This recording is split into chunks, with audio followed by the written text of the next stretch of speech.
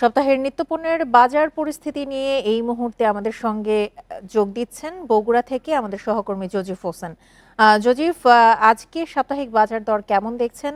কোন কোন পণ্যের দরদাম ওঠানামা করছে? Double million offer Walton fridge কিনে পেতে পারেন 20 লক্ষ টাকা, রয়েছে কোটি কোটি টাকার নিশ্চিত উপহার। আপনি জানেন যে এখন আসলে বগুড়াতে যে শীতকালীন সবজি সেটি কিন্তু একদম রমরমা অবস্থা। এখানে কোনো শীতকালীন সবজিরই কিন্তু আমরা কমতি দেখছি না। শীত বাড়ার সাথে সাথে এই শীতকালীন সবজিরও কিন্তু সরবরাহ বেড়েছে বাজারগুলোতে। এখানে ফুলকপি, বাঁধাকপি, তাছাড়া যে শীতকালীন আরও সবজি রয়েছে, বেগুন, নতুন আলু, শিম, গাজর, টমেটো সবগুলোই কিন্তু এখন বেশ সরবরাহ আমরা ভালো দেখছি।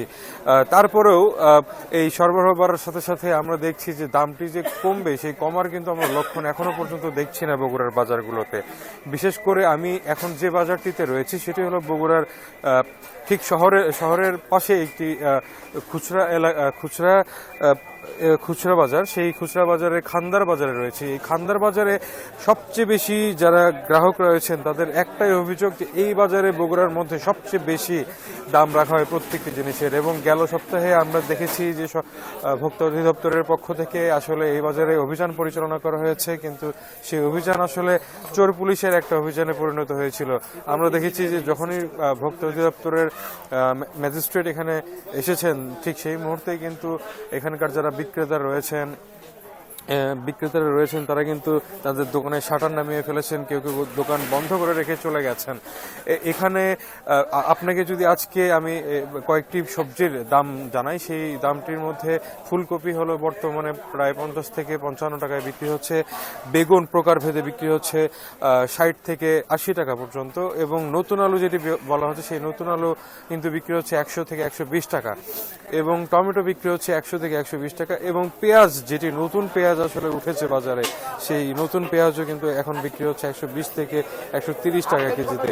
তো আমরা এর পাশে যে বগুড়ার যে রাজা বাজার রয়েছে, যেটি পাইকারি বাজার, আসলে সেই পাইকারি বাজারে খোঁজ নিয়েছি। প্রত্যেকটি জিনিসের দামই কিন্তু এই বাজারে বলা চলে যে প্রায় 10 থেকে 20 টাকা কেজি প্রতি বেশি। তো এখানকার যারা ভোক্তা রয়েছেন, গ্রাহকরা রয়েছেন, তাদের একটাই অভিযোগ যে এই বাজারটি আসলে নিয়মিত মনিটরিং এর মধ্যে রাখলে হয়তোবা কিছুটা কমবে এই সবজির বাজারের দাম। তো এখানে আমরা এসে আরেকটি বিষয় লক্ষ্য করেছি যে বাজারে যে কিছুদিন আগে পলিথিন নিষিদ্ধের যে একটি ঘোষণা এসেছিল, এর পরে কিন্তু পলিথিন বেশ আমরা কম দেখেছিলাম, কিন্তু গেল 6 দিন যাবৎ সেই পলিথিনের ব্যবহার কিন্তু আবারও বেড়েছে। প্রত্যেকটি গ্রাহক এবং ভোক্তাদেরকে কিন্তু আমরা দেখেছি যে আসলে পলিথিন তারা সরবরাহ করছেন, দিচ্ছেন। তো এই যে বাজারের যে অস্থিরতা এবং বাজারের যে একটা পরিস্থিতি বিরাজ করছে, সেই পরিস্থিতিকে দ্রুত তারা এখানকার যারা ভোক্তারা রয়েছেন তারা কিন্তু পরিত্রাণ চাচ্ছেন। তো জেলা প্রশাসন এবং ভোক্তা দপ্তরের যে নিয়মিত মনিটরিং আছে সেটি আরো জোরদারের দাবি তাদের। বগুড়া থেকে বাজার পরিস্থিতির তথ্য নিয়ে জানাচ্ছিলেন সহকর্মী জজিফ হোসেন।